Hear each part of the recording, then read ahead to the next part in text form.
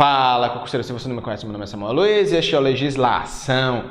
Segunda parte aqui da nossa aula bônus para o TJ do Rio de Janeiro. Nós já havíamos acabado o curso, mas voltamos aqui para essas aulas de bônus. Por quê? Porque a consolidação normativa ela foi revogada, foi criado o Código de Normas da Corregedoria. Lembrando que o edital ainda está valendo, o que está valendo é o que está no edital, o que está valendo é a consolidação normativa. Não houve nenhuma retificação do edital ainda. Então, estamos aqui apenas a título de curiosidade, para ver o que foi alterado de uma norma para outra. Então, vai assinando o canal, ativando as notificações, deixando seu like aí. Fez isso? Então, bora pro vídeo!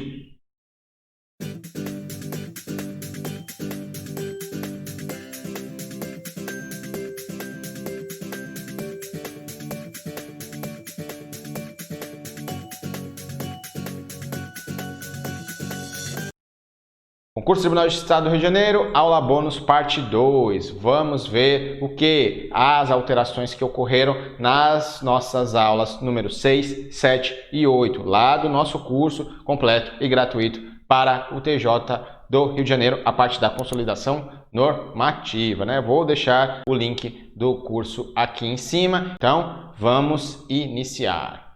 Então, alterações aí na aula 6. Do processamento integrado e do chefe de serventia, documentação em geral e dos livros. Isso aí são os tópicos da aula 6. Vamos ver as modificações que ocorreram aí nesses tópicos. Vamos lá. Administração interna dos cartórios deve observar o quê? O princípio da legalidade, da eficiência. Será organizada segundo o quê? Padrão de processamento integrado em equipes. O que vai acontecer lá na serventia? O chefe de serventia vai formar equipes. Para quê? Para exercer as atribuições. São formadas 3 equipes lá que vão fazer o serviço do dia a dia. É o que está dizendo aí.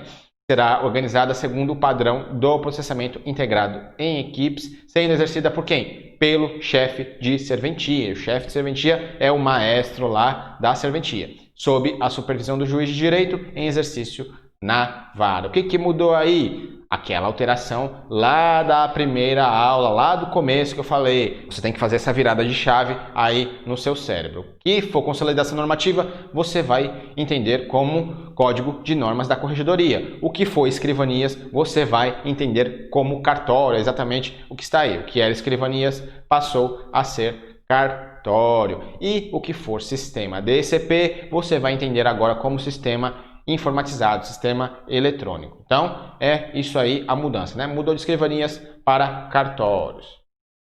Aí, o slide, administração interna dos cartórios agora, né?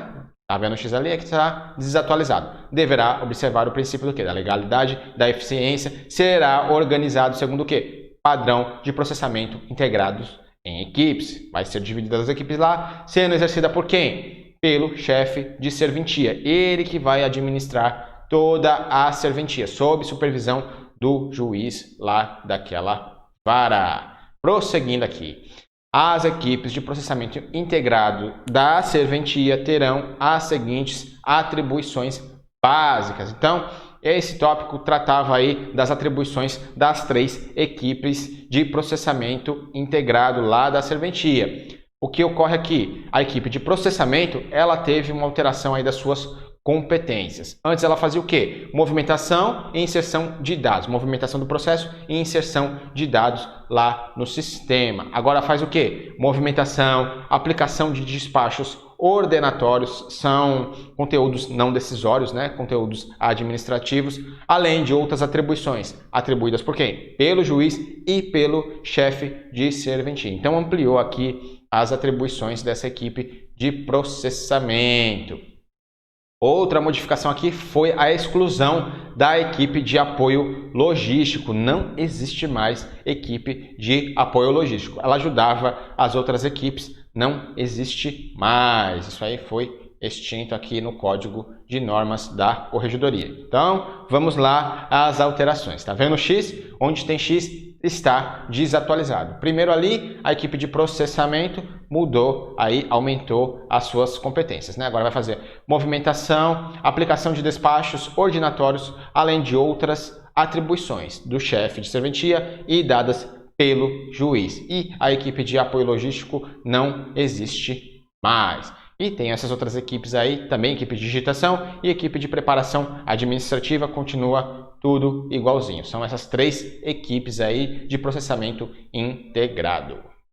Eu nem vi se eu fiquei na frente, deixa eu sair aqui para vocês verem melhor. Pronto, está aí. Baixem o PDF aqui na descrição do vídeo, PDF da aula com esses slides.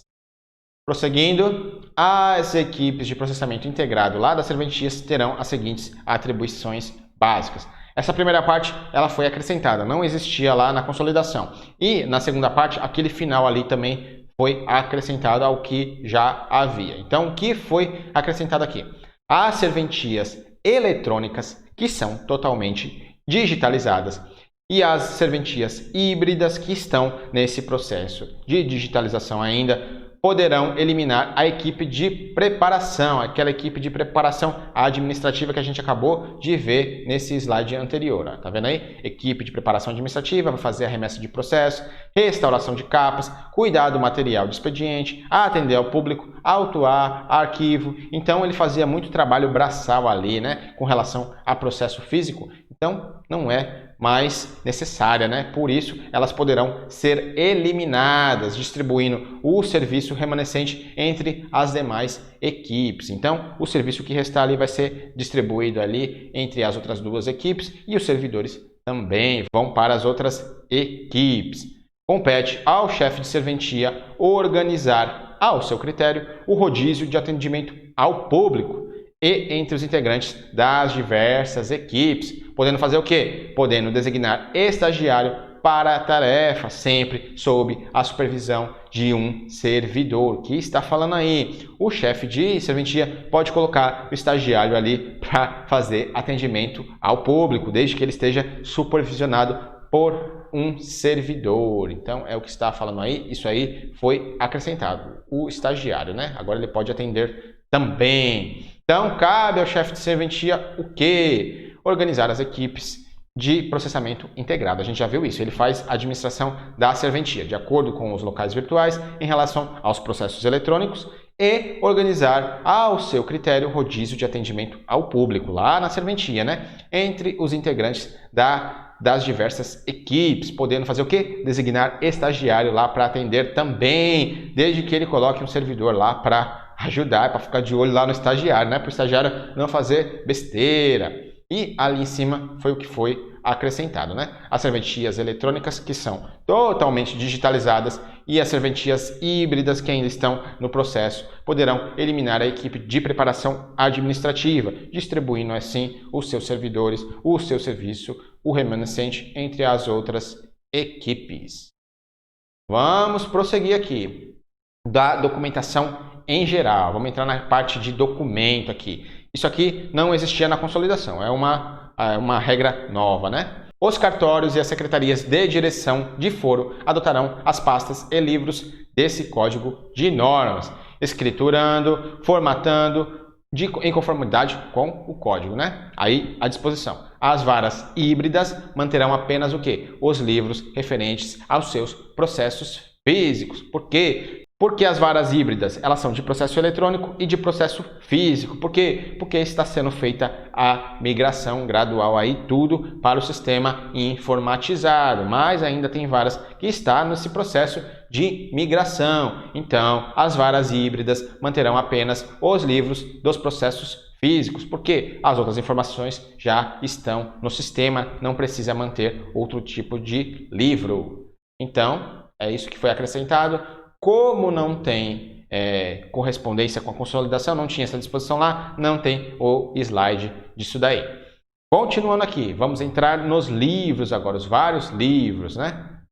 Em comarcas de reduzido movimento de feitos, não tem muita movimentação lá, ou nas serventias híbridas de pequeno número de processos físicos, isso aqui foi o que foi acrescentado, né? Não tinha essa parte de serventias híbridas, isso aí é um conceito trazido aí pelo Código de Normas. Então, nas comarcas de reduzido movimento de feitos e nas serventias híbridas que tenham pequeno número de processos físicos, os livros poderão, a critério do juiz, ser substituído por exemplar único, subdivididos em seções. Então, quando tiver pouco movimento ou a serventia híbrida ela tiver pouquinho processo físico, eles poderão ter um só livro dividido em seções. É o que está falando aí. Também já havia essa disposição lá na consolidação. O que foi acrescentado foi só esse caso das serventias híbridas. Está aí o slide, né? Vamos colocar a alteração. Com marcas de reduzido movimento de efeitos, os livros poderão ser substituídos por exemplar único, subdivididos em seções, a critério do juiz. Isso pode acontecer também nas serventias híbridas, com pequeno número de processos físicos. Então, tem poucos processos físicos ainda, eles podem ter só apenas um livro subdividido em seções. É o que está falando aí. Prosseguindo aqui na parte de livros ainda, hein? Os juízos criminais manterão atualizados, além dos livros listados. Porque além dos livros listados, que livros são esses? Lá na consolidação e no Código de Normas, as serventias vão ter uma série de livros que eles têm que manter lá. Então, está falando o quê? Que nos juízos criminais, além de todos aqueles livros que todas as serventias têm que manter, as serventias, os juízos criminais terão que manter, além daqueles, esses daqui. O de recebimento de inquérito e o livro de remessa de inquérito. O que mudou aí então? Saiu o livro de fiança. Eram 3 livros a mais aí que os juízos criminais tinham que manter. O livro de fiança não precisa mais. Agora tem que manter só o quê? O livro de recebimento de inquéritos e o livro de remessa de inquéritos. Além dos outros, né? É claro. Os juízos criminais com competência para o júri manterão, além desses 2 e todos aqueles outros, o livro de sorteio de jurados. Então, o juízo criminal com competência do júri tem que manter todos os livros de uma serventia normal, também tem que manter o livro de remessa de inquérito, livro de recebimento de inquérito e o livro de sorteio de jurados. O que mudou aí foi que saiu o livro de fiança. Eles não precisam mais manter esse livro de fiança. Está aí, deixa eu sair aqui da frente para vocês verem o slide. Então, só o que mudou foi a saída do livro de fiança. Então, vocês baixem o PDF aqui na descrição do vídeo. Voltando. Bora continuar. Aula 7, parte 1. Já passamos pela aula 6. Aula 7, parte 1. Vamos ver aqui a relação com os representantes do MP, da Advocacia Pública e da Defensoria Pública e advogados. E também da autuação e formação de autos do processo. Vamos ver as modificações que ocorreram aí. Vamos lá. A retirada dos autos físicos de cartório pelos advogados, observadas restrições da legislação pertinente, dependerá de quê? De lançamento no sistema eletrônico judicial e expedida guia de vista do advogado. Professor, o que mudou? Primeira coisa que mudou aí, sistema DCP. Lembra da virada de chave? Sistema DCP vira sistema informatizado, sistema eletrônico judicial, então sai sistema DCP. Outra coisa que mudou, a retirada dos autos físicos, né? Por quê? Porque auto eletrônico ele não precisa retirar da serventia. Então, especificou bem direitinho aqui, né? A retirada dos autos físicos do cartório pelo advogado. Antigamente falava só a retirada de autos. Foi isso que foi modificado. Já já a gente vê o slide disso daí. O advogado ou estagiário de direito devidamente inscritos na OAB que não estiverem constituídos nos autos para obtenção de cópias e desde que não obstacule o regular andamento do processo, vão fazer o quê? Poderão dispor dele fora das dependências cartorárias, mediante o quê? A retenção da identificação processual. Que mudou aí, professor? Só houve uma atualização, né? Antes era o quê? Cartão de plástico ou carteira livreto da OAB, né? Houve o quê? Uma modernização aí desse conceito, mediante a obtenção da identificação profissional. Ficou até um negócio mais elegante do que era, né? Então, foi isso que mudou aí nessa primeira parte. Essa segunda parte foi acrescentada, não havia antes. Tratando-se de processo eletrônico, o chefe de serventia ou servidor designado fará o quê? Fornecerá a quem? Ao advogado e ao estagiário senha provisória de consulta, com duração de 2 dias, para que eles consultem os autos. Então, lá no caso de processo físico, vai ter que fazer o quê? Eles deixam lá a sua identificação profissional quando quiserem retirar os autos para tirar cópia. Se for processo eletrônico, o chefe de serventia vai lá dar uma senha para eles poderem acessar o sistema com duração de 2 dias essa senha, hein? Então, foi isso que foi disposto aí. Então, o que vimos até agora aí sobre isso daí? Os advogados poderão retirar os autos do cartório mediante o quê? Tá vendo o X ali? Tá desatualizado. Lançamento no sistema eletrônico judicial. Então, eles podem lá retirar os autos e o servidor vai colocar que ele está retirando os autos lá no sistema. Não é no sistema DCP, hein? DCP não tem mais, é sistema eletrônico judicial. E expedição de guia de vista para o advogado. Vai dar aí um recibo para ele. Ou eles podem examinar lá no cartório sem mandado judicial, desde que não esteja em segredo de justiça. Pessoal, isso aqui está na aula, hein? Aula 7, parte 1, vou deixar aqui no card, vocês podem lá ver, eu explico bem direitinho aqui, bem mais detalhado isso daqui. Então, o advogado e o estagiário de direito vão fazer o quê? Devidamente inscritos na OAB, que não estiverem constituídos nos autos, poderão dele dispor fora das dependências cartorárias. Foi o que a gente acabou de ver, desde que não obstacule o regular andamento do processo, mediante a retenção lá da sua identificação profissional. Deixa eu sair aqui da frente para vocês verem melhor. Mediante a retenção da identificação profissional e o que foi acrescentado ali, que no caso de processo eletrônico, o chefe de serventia vai fazer o quê? Dar uma senha provisória lá para o advogado e para o estagiário, com duração de 2 dias, para que eles possam acessar o sistema. É isso que nos diz isso daí. Prosseguindo aqui, né? Estando os autos disponibilizados em cartório e sendo hipótese de a parte não ter advogado constituído, normalmente em sede de quê? Juizado especial, os autos somente poderão ser retirados para obtenção de cópia, como? Mediante acompanhamento do funcionário da serventia judicial. O que está falando aí e o que está diferente lá da consolidação. A consolidação, ela detalhava mais isso daí, né? Falava que o cara tinha que ir, o servidor tinha que ir junto com a parte lá no juizado especial, porque para ele trazer de volta os documentos. Mas houve o quê? Uma simplificação aí desse conceito, né? Eles tiraram isso aí. Por mais que a gente saiba que o cara está indo junto para trazer de volta, eles retiraram isso do texto. Não está mais disposto no texto, né? Mas a gente sabe que é para ele trazer de volta os autos. Mas é isso aí, por isso que está taxado ali. Foi retirado esse detalhamento todo, né? E essa segunda parte aí foi acrescentada, não havia. Tratando-se de processo eletrônico, o chefe de serventia ou o servidor designado realizará o cadastro presencial da parte, se for o caso, né? Então, se você for lá num juizado especial, por exemplo, pelo menos aqui na minha cidade é assim. Lá, assim que você entra, você passa lá pelo balcão de atendimento, tem uma fila de computadores ali. Então, o chefe de serventia lá vai dar uma senha, vai cadastrar a parte lá para que ele possa ter acesso ao processo ali, se ele assim desejar. Então, é isso que está falando aí. Então, trazemos aqui para o nosso slide. No caso de atuação da parte sem advogado, normalmente o que ocorre lá nos juizados, estando os autos disponibilizados em cartório, o que vai acontecer? Os autos somente poderão ser retirados para obtenção de cópias mediante o acompanhamento do funcionário. O servidor vai junto com a parte para ele tirar xerox. Se for autos eletrônicos, então o chefe de serventia vai lá cadastrar a parte para que ele tenha acesso aos autos do processo. Bem, isso aí foi acrescentado.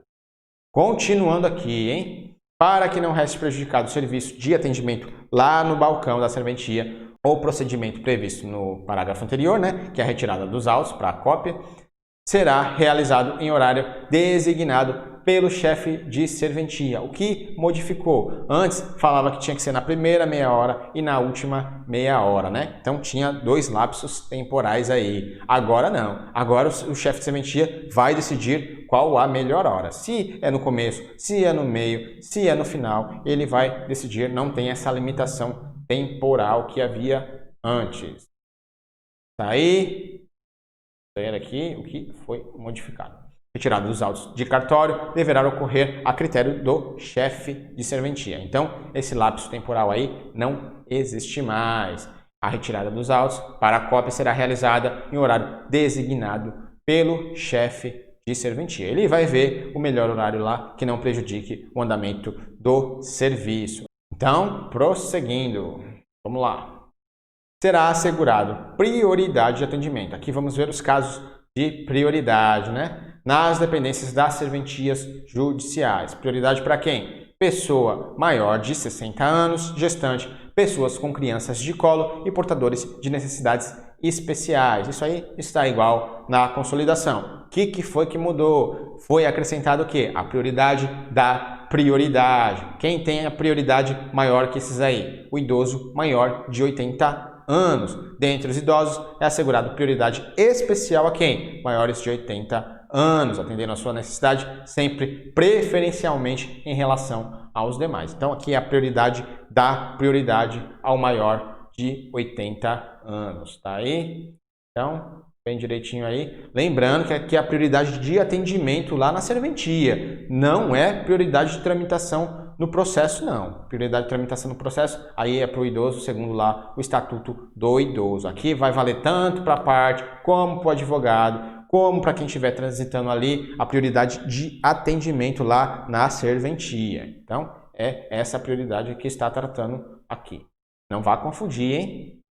Uma norma aqui sem correspondência a respeito do quê? Da autuação e da formação dos autos do processo. Não havia essa disposição lá na consolidação. Vamos lá. Os autos processuais serão formados eletronicamente mediante o quê? Distribuição no portal próprio, né? Lá no portal do Poder Judiciário. Você acessa ele aí direto aí para baixar, inclusive para baixar esse código de normas aí, baixar lá no portal do TJ do RJ.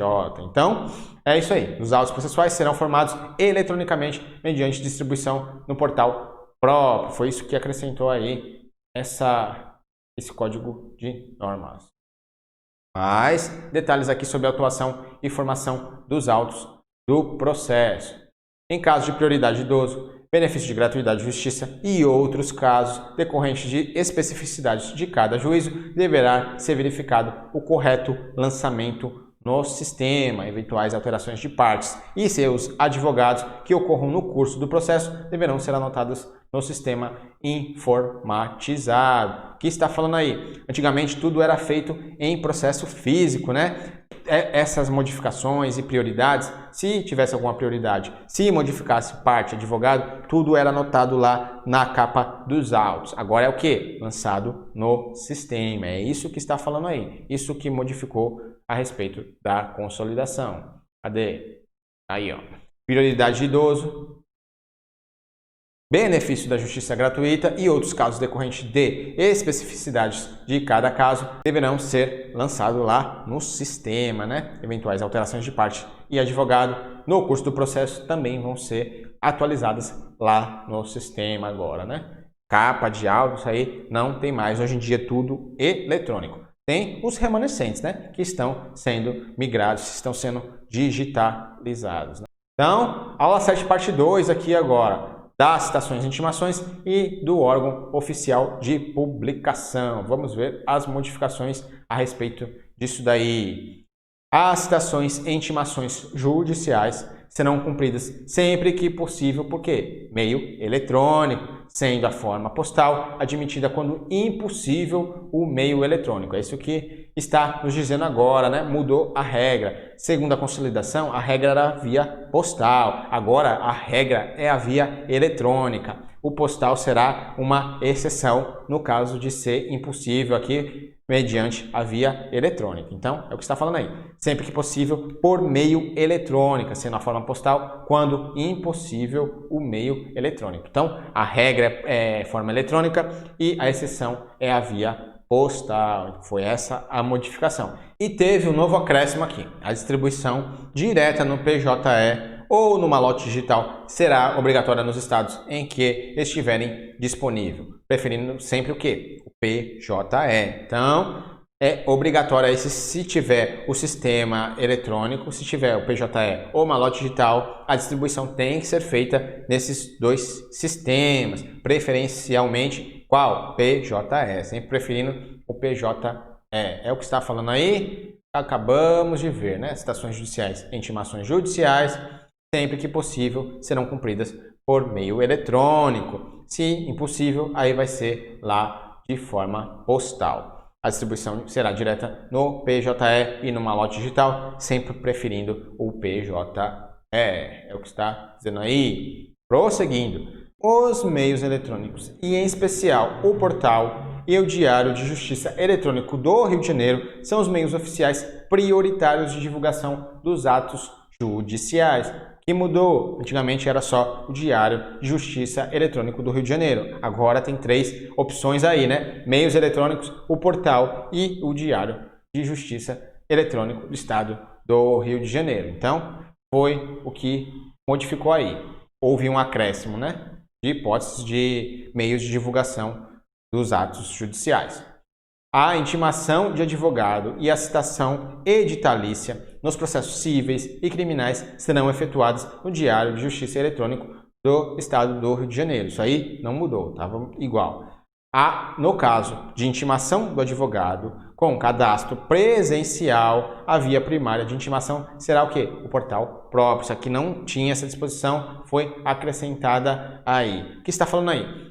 Se o advogado ele fizer o cadastro dele lá no sistema, lá no portal, então a via primária de intimação desse advogado será lá no portal. Então é o que está dizendo aí. A citação e a intimação pelo portal próprio não exclui as demais formas previstas em lei. Mudou porque antes falava que a citação e intimação pelo Diário Eletrônico do Rio de Janeiro não excluía as outras formas em lei. Agora, a citação e intimação no portal próprio não exclui as demais formas em lei. Então, houve essa alteração aí, hein?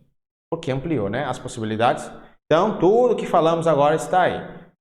Cadê? Agora, meios de divulgação oficiais, temos o quê? Meio eletrônico, portal e o Diário de Justiça Eletrônico do Estado do Rio de Janeiro. Então, aumentou aí o leque. Essa outra disposição não mudou, né? Serão efetuadas pelo Diário de Justiça Eletrônico do Rio de Janeiro as intimações dos advogados e as citações editalícias por edital, nos processos cíveis e nos processos criminais, sem prejuízo das demais publicações exigidas por lei. O que foi acrescentado foi o quê? Se o advogado fizer o seu cadastro lá no portal, lá no sistema do tribunal, então essa é a via primária de intimação para ele que fez o cadastro. Então, é o que está dizendo aí. A citação e intimação pelo portal não exclui as demais formas em lei. Antigamente era só no Diário de Justiça Eletrônico do Rio de Janeiro. Agora, a citação e intimação pelo portal próprio não exclui as outras, né, em lei. Isso aí, quem vai dizer é o juiz, quem vai determinar é o juiz, segundo o caso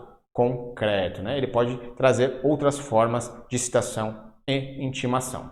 Então, continuando aqui, as intimações pelo portal próprio serão consideradas pessoais. Isso aqui não tinha na consolidação. Então, as intimações pelo portal lá serão consideradas pessoais. Inclusive para quem? Para o Ministério Público e para a Defensoria Pública. Mas tem um detalhe aqui. Isso excluídas as competências criminais e infracionais. Então, para todos os processos que não envolvam competência criminal e infracional, as intimações pelo portal serão consideradas pessoais, inclusive para o MP e para a Defensoria Pública. Tá aí o slide, né? Agora ficou como? Intimação pessoal para o Ministério Público e para a Defensoria Pública só no processo criminal e infracional. Aí tem que ir lá um oficial de justiça avaliador, correndo os prazos da data em que eles tiverem ciência lá da intimação, né? Isso aí vai ser quando chegarem lá no setor responsável pelo recebimento da correspondência. Isso para processos criminais e infracionais. As intimações pelo portal serão consideradas pessoais para todos os outros casos que não esse daí, para o Ministério Público e para a Defensoria Pública.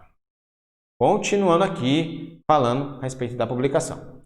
os dados que deverão ser lançados nos atos destinados à publicação serão: havendo pluralidade de partes, será mencionado apenas o nome da primeira, acrescidos da expressão e outros, salvo determinação diversa pelo juiz. O que está falando aí? Aqui é quando for fazer a publicação lá do ato judicial. Quando o processo tiver várias partes, então vai colocar só a primeira parte em um dos polos, obviamente, né? Tem várias pessoas em um dos polos. Aí vai colocar a primeira pessoa acrescida de os outros. Isso aí também havia na consolidação. O que mudou é que agora o juiz pode, de ofício, colocar todo mundo, se ele quiser, né? Então, antigamente precisava ser requerido pela parte. Agora, não. O juiz pode fazer isso de ofício, colocar o nome de todo mundo ou deixar como está aqui, né? O da primeira e os outros. Antigamente tinha que ser requerido pela parte e autorizado pelo juiz. Agora não precisa mais.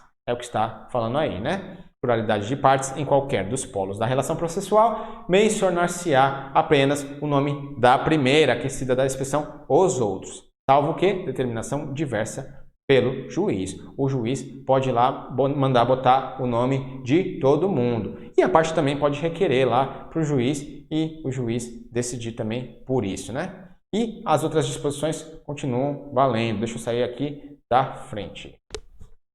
Tendo uma das partes ou litisconsortes mais de um advogado, constará somente o nome daquela que, em primeiro lugar, haja afirmado que a petição inicial, contestação ou primeira intervenção nos autos, salvo requerido e autorizado pelo juiz. Então, se a parte ou litisconsorte tiver vários advogados, aqui a parte rica, né, tem um escritório lá defendendo ela, então vai constar o nome do primeiro advogado que houver firmado a petição inicial, contestação ou a intervenção lá no processo, salvo se eles requererem e o juiz autorizar. E a outra aí, no caso de litisconsortes com advogados diferentes, figurará nome de todo mundo, é o que está falando aí. Voltando, prosseguindo. Aula 8 agora, detalhes, modificações a respeito da aula 8, depósitos judiciais e da certidão de débito. Vamos ver aqui o que mudou. Os depósitos judiciais em dinheiro vinculados a feitos de competência da Justiça Estadual serão efetuados em instituição bancária autorizada pela presidência do TJ. O que mudou? Saiu a instituição financeira, agora é só instituição bancária. Tá aí, ó, saiu a instituição financeira, não tem mais. Os mandados de pagamento serão expedidos exclusivamente de forma eletrônica para crédito em conta corrente ou em conta poupança. Essa parte aqui não tinha na consolidação, é falando sobre mandado de pagamento, tanto para a parte como para o advogado. Vamos lá. Então, mandado de pagamento será de forma eletrônica, só de forma eletrônica com débito em conta corrente ou em conta poupança. Mesma coisa dos honorários sucumbenciais. O mandado de pagamento será emitido para crédito em instituição bancária cadastrada pelo advogado com autorização permanente no site da OAB lá do Rio de Janeiro. Então, ele cadastra lá e vai direto lá para a conta bancária cadastrada no site da OAB. E se ele não cadastrar, aí ele vai ter que peticionar lá no processo, indicando uma conta para que seja depositado lá os honorários sucumbenciais. E é vedada a transferência de créditos para terceiro por meio do Poder Judiciário. Se você quiser transferir dinheiro para terceiro, você faça isso depois que o Judiciário depositar na sua conta, né? Então, é vedada a transferência de crédito para conta de terceiros. Certidão de débito, bem importante, isso daqui, hein? Bastante alteração. Eu vou deixar aqui no card a aula 8, parte 1, em que eu explico toda essa situação aí. Mas vou explicar novamente aqui rapidinho. Quando você for arquivar um processo lá no trabalho da serventia, você tem que verificar se contém débito, se esse processo contém algum débito. Se ele não contiver débito, se tiver tudo ok, aí você arquiva dando baixa, certo? Agora, se ele contiver algum tipo de pendência, algum tipo de débito, você arquiva sem a baixa, ele vai ficar aguardando ali, arquivado sem baixa, certo?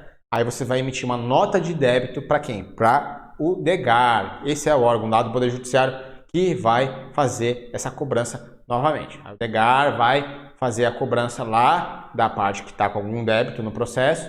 Se essa parte não pagar, o DEGAR vai emitir uma nota de débito para quem? Para a Procuradoria-Geral do Estado. Eles que vão fazer essa cobrança aí pela via judicial, Procuradoria do Estado do Rio de Janeiro. Então, é isso que acontece, né, no todo.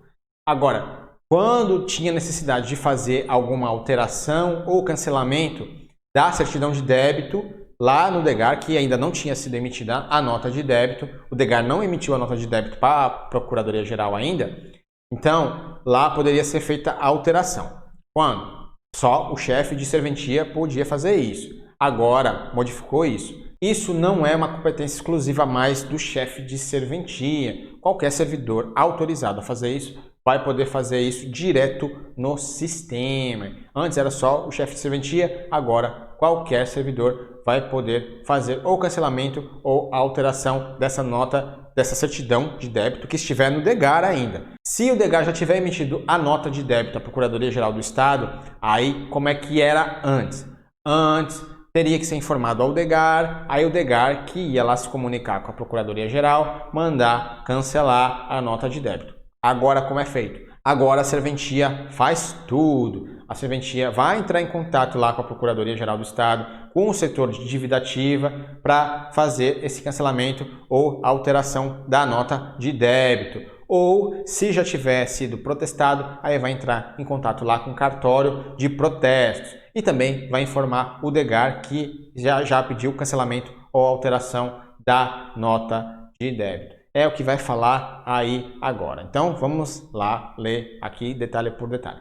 A certidão de débito, já enviada por processo eletrônico, poderá ser alterada desde que ainda não tenha sido emitida a nota de débito, a Procuradoria-Geral do Estado, pelo DEGAR, né? É o que eu falei. Então, enquanto estiver lá no DEGAR, eles vão poder fazer a alteração pelo computador mesmo, né? Só entrar no sistema e alterar ou cancelar.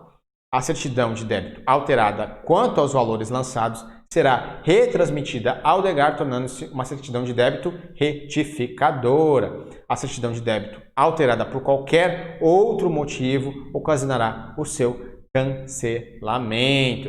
Então, se for por conta de valores, lançado errado, lançado a mais, lançado a menos, aí o servidor da serventia vai alterar e retransmitir e vai ser uma certidão de débito retificadora. Agora, se for outro motivo que não valores, aí cancela aquela certidão de débito e faz outra. E a alteração que teve aí nesse slide foi que o chefe de serventia não é mais a única pessoa que pode fazer essa alteração no sistema. Agora, qualquer servidor autorizado pode fazê-la.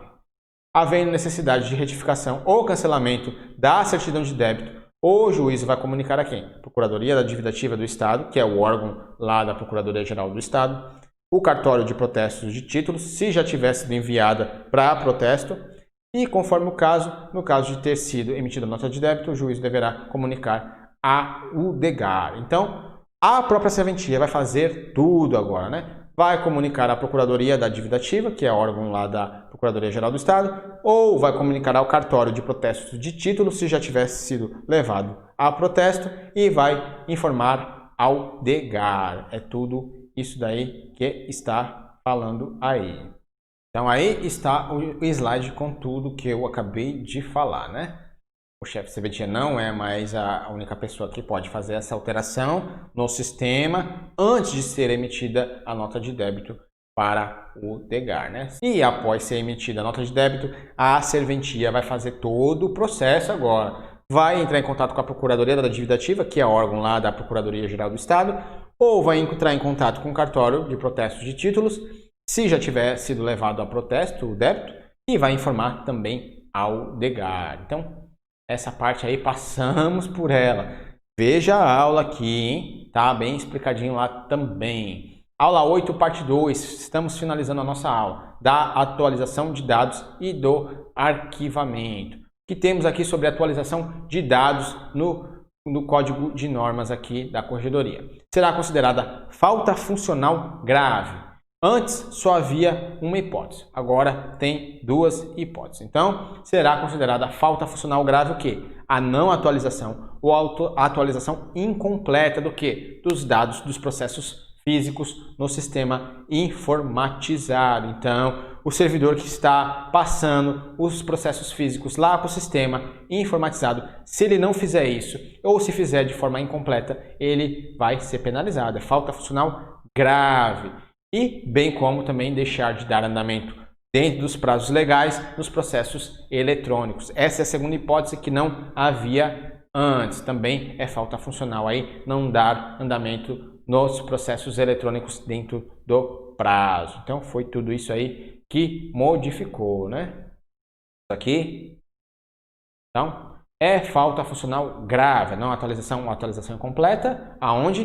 Dos processos físicos no sistema informatizado. Antes falava dos dados dos processos no sistema informatizado, né? Agora ele está especificando dos processos físicos no sistema. Se aquele servidor que tem essa competência de migrar lá os dados dos físicos para o eletrônico, se ele não fizer isso direito, ele vai responder falta funcional grave. E também se ele não der andamento aí nos processos eletrônicos nos prazos. Continuando aqui com a atualização de dados, serão considerados imprescindíveis as seguintes anotações e observância dos seguintes procedimentos. Aqui são os procedimentos lá durante a inserção de dados no sistema, né? Tem que manter todos esses procedimentos aí, mas só 2 foram modificados, né? Esse primeiro foi acrescentado e o segundo foi substituído. Então, vamos lá a eles. Então, sobre procedimentos de segurança da informação, o servidor deve consultar caixa de correio institucional ao menos 2 vezes por dia, preferencialmente quando chega e preferencialmente quando sai. O que mudou? Que antes ele tinha que manter a caixa de correio institucional vazia, né? Agora ele tem que consultar lá sempre, né? Pelo menos 2 vezes por dia. E preferencialmente quando chega e quando vai embora. Essa outra disposição ali foi revogada, né, da consolidação, segundo que você não podia abrir os anexos com essas extensões aí, .es, .com, .bin, isso aí não podia abrir. Agora foi ampliada aqui essa restrição, né? Nunca abrir e-mails de procedência desconhecida ou com outro idioma e também não abrir anexos sem procedência seja verificada ou quem contenham arquivos executáveis. Então agora tem 4 restrições aí. Antigamente era só uma, você não podia abrir as extensões lá, agora tem 4 restrições aí. Vamos ver aqui. X é coisa desatualizada. Tá aí. Procedimentos sobre segurança da informação. As que foram modificadas estão aqui do lado. Deixa eu sair da frente.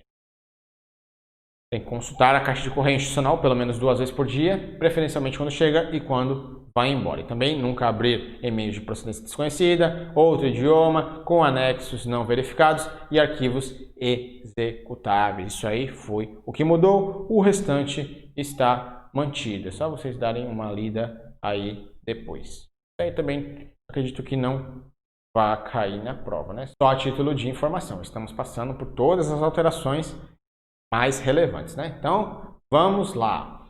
Continuando aqui, agora com arquivamento. Estamos nos aproximando do fim. Serão remetidos ao arquivo definitivo os autos dos processos findos, após cumprida todas as formalidades legais. Observado que os dispositivos deste código de normas. A única alteração nesse primeiro caput aí, no caput do artigo 192, foi o código de normas por consolidação. Lembra de fazer essa mudança aí na sua mente.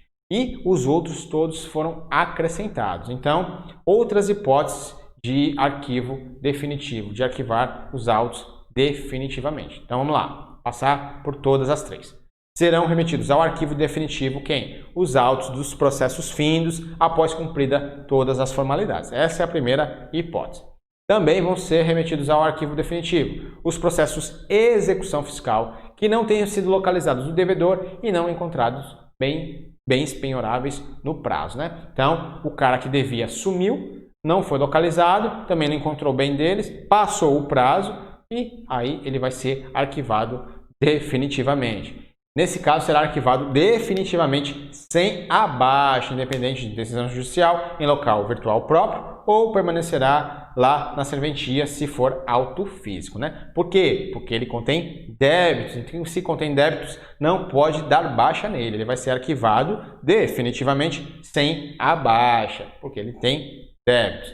Então, agora vamos para o terceiro caso. Caso de órfãos e sucessões, quando esses arquivos já estejam arquivados provisoriamente e forem sentenciados. Aí serão imediatamente arquivados de forma definitiva sem baixa. Então, são esses 3 casos aí de que os autos irão para o arquivo definitivo. Daí o primeiro caso, ó, arquivo definitivo, processos findos, depois de cumprida as formalidades. E os 2 novos casos, né? Processo de execução fiscal, que o cara assumiu e não tem bens, e os processos de órfãos e sucessões que já estejam lá arquivados provisoriamente e sentenciados. Aí eles vão ser arquivados definitivamente. E, continuando aqui, atendidos os requisitos previstos no artigo precedente, o chefe de serventia poderá realizar o arquivamento especial. O que é arquivamento especial? Aula 8, parte 2 aqui no card, lá eu explico bem direitinho esse tal do arquivamento especial. Arquivamento especial é daqueles processos que sumiram ou que estão parados há muitos e muitos anos, com algum problema. Então, eles vão ter o arquivamento especial, determinado pelo corregedor ou pelo chefe de serventia. Mas esse caso do chefe de serventia tem que cumprir uma série de requisitos. Eu vou deixar aqui no card aí essa aula. É bem importante que lá eu explico bem direitinho. Basicamente é isso. O chefe de serventia tem que cumprir uma série de requisitos para o arquivamento especial, que depender dele. Mas um deles aqui foi alterado, né? Antigamente era processo, ele tinha que instaurar um processo administrativo. Agora ele vai instaurar um processo administrativo eletrônico. Os outros inúmeros requisitos continuam iguais. Tá ali o X, ó. Tem que instaurar um processo administrativo eletrônico agora. E os outros milhares de requisitos aí ele tem que cumprir para poder fazer esse arquivamento especial. Se um desses aí falhar, aí ele tem que pedir autorização do Corregedor Geral de Justiça. Então, depois vocês deem uma olhada aí ou deem uma olhada na aula aqui no card, hein? Bem importante esse arquivamento especial, hein? E agora, para finalizar, vamos ver quando os arquivos que estavam arquivados vão ser desarquivados para ver se foi cumprido o que estava determinado ali. Os autos físicos com sentença condenatória de quê? Pensão com prestação vincendas, após 10 anos do seu arquivamento definitivo, deverão ser encaminhados a quem? A Central de Núcleo de Arquivamento ou à serventia, para informar sobre eventual descumprimento da obrigação. O que mudou, professor? Lá tinha a mesma coisa, só que ele ia para o DIPEA, né, que é o órgão responsável pela essa parte de arquivamento, é o órgão máximo dessa parte de arquivamento lá no Judiciário do Estado do Rio de Janeiro. Agora não, eles vão para centrais e núcleos de arquivamento ou para a serventia. Eles que vão apurar lá se houve descumprimento disso aí, né? Agora ele especificou que são autos físicos com sentença condenatória. Antigamente era só autos, né? Então ele especificou ali e trocou o órgão. Mesma coisa ali na obrigação de fazer, de fornecimento de remédio e de atendimento hospitalar. Após 2 anos do arquivamento definitivo, eles são desarquivados, mandados lá para a central e núcleo de arquivamento ou para a serventia, que vão verificar se houve descumprimento. É o que está falando aí, né? Agora são autos físicos com sentença condenatória. Aí nesses 3 casos aí, pensão com prestação vicenda, fornecimento de remédio, fornecimento de atendimento hospitalar, depois de decorrido aqueles prazos, eles serão desarquivados e mandados agora para centrais e núcleos de arquivamento ou para a serventia para ver se houve algum descumprimento. O resto ali continua igual. E agora um caso novo aqui que não tinha na consolidação, é o caso de arquivamento de medida protetiva. Também serão arquivados provisoriamente, aonde na serventia, as medidas protetivas de urgência da Lei de Violação Doméstica contra a mulher. Quando elas forem cumpridas. Então, quando essa medida for cumprida, ela vai ser arquivada ali, vai ficar um tempo esperando, né? Para ver se não vai haver algum descumprimento. Também vai ser arquivado provisoriamente os inquéritos policiais que ainda não tenham sido distribuídos. Também vai ser arquivado provisoriamente ali na serventia. E vão ficar arquivados até quando? Então, aquelas medidas protetivas cumpridas vão ficar lá arquivadas por 1 ano. E os inquéritos policiais vão ficar arquivados até que eles sejam distribuídos. Fim do prazo do parágrafo anterior, esses prazos, os autos serão desarquivados e encaminhados a quem? À conclusão para deliberação judicial sobre a prorrogação ou outra medida aí pelo juiz. Então, aquela medida protetiva lá que protegia a mulher, que foi cumprida, que está arquivada provisoriamente na serventia, após 1 ano, ela vai ser desarquivada, levada à conclusão para o juiz decidir se vai haver uma prorrogação ou modificação daquela medida. É o que está falando aí. Não vamos ter um slide sobre isso aí, porque é conteúdo novo, hein? Importante isso aí, se houver a retificação do edital, hein? Por enquanto, o que está valendo é a consolidação. Estamos trazendo as modificações a título de curiosidade, hein? Então, acabamos mais uma aulinha aqui, bastante informação. E falta apenas só mais uma aula aqui para terminarmos essas modificações. Essa aqui finalizamos por hoje. Se você gostou da aula, se ela foi útil para você de alguma forma, assine o canal, ative as notificações, deixe o seu like aí, coloque algo nos comentários, dúvidas, sugestões, reclamações, mais dúvidas, informações, você pode tirar lá no Instagram, @legislação. Vou deixar aqui também o meu Instagram particular, por quê? Porque às vezes eu posso demorar um pouco a responder o do legislação. Lá no meu particular respondo com mais brevidade, Se você tiver alguma dúvida a respeito desse tema aqui, bem importante, Modificações e tal, que podem vir a ser cobradas, podem, ainda está valendo o que está no edital, porque não teve alguma retificação. Lá na frente, quando o concurso retornar, provavelmente vai haver essa modificação. Provavelmente, pode ser que não haja, mas acredito que vai haver sim. Então é isso, pessoal. Eu fico por aqui. Até amanhã, 8 da noite. Meu nome é Samuel Luiz e você está no Legislação.